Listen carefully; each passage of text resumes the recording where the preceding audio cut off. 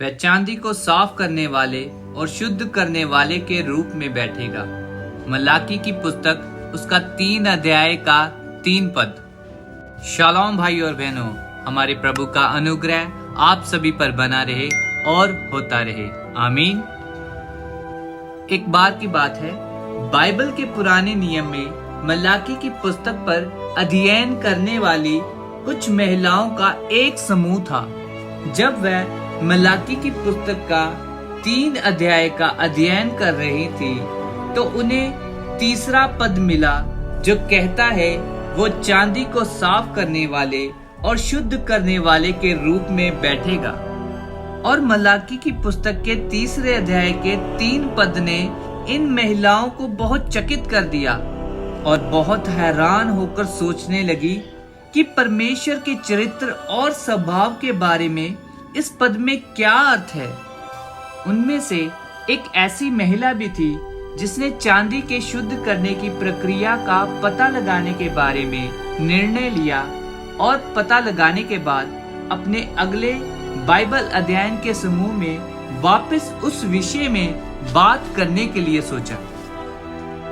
उसी हफ्ते उस महिला ने एक सुनार को फोन किया और उसे चांदी को शुद्ध करने की प्रक्रिया को देखने के लिए मिलने के समय को तय किया। और उस महिला ने चांदी को शुद्ध करने की प्रक्रिया को देखने का क्या कारण है और क्यों वह ये सब देखना चाहती है, अपनी जिज्ञासा के बारे में उसने सुनार को कुछ भी नहीं बताया।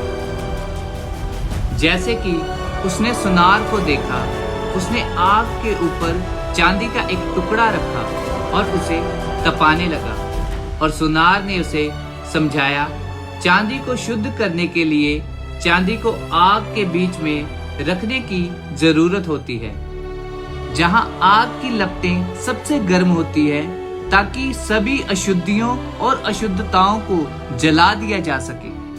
उस महिला ने यह सोचा कि परमेश्वर इसीलिए हमें ऐसी जगह पर रखते हैं ताकि हमारी सभी अशुद्धियों को जला दिया जा सके। जैसा कि वचन में लिखा है कि वह चांदी को साफ करने वाले और शुद्ध करने वाले के रूप में विराजमान है। फिर उस महिला ने सुनार से पूछा, क्या ये सच है कि आपको पूरे समय चांदी को हाथ में लिए आग के सामने बैठना पड़ता है जब तक चांदी शुद्ध नहीं हो जाती?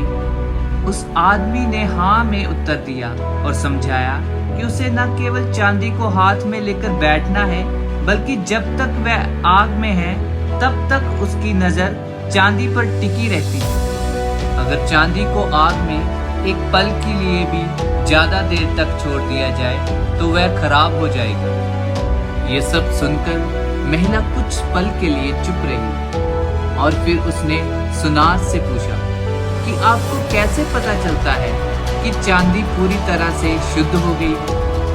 सुनार ने उसकी ओर देखा और मुस्कुराया और कहा, ओह, ये तो बहुत आसान है। जब मैं चांदी में अपनी छवि, अपनी इमेज को देखता हूँ तो मुझे पता चल जाता है कि चांदी शुद्ध हो गई है।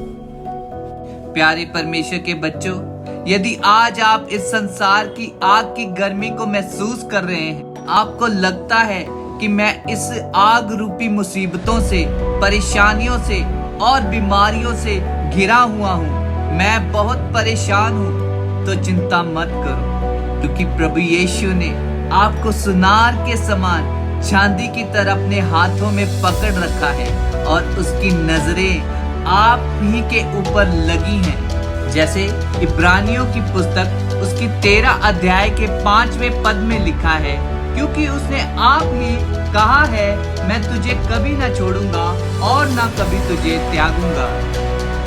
मेरे भाइयों और बहनों, यदि आज आप दुख की भट्ठी में तप रहे हैं तो बस ये याद रखें कि हमारे पिता परमेश्वर और उसका पुत्र यीशु मसीह आपको शुद्ध कर रहे हैं ताकि आप में और आपके अंदर प्रभु यीशु की छवि दिख सके।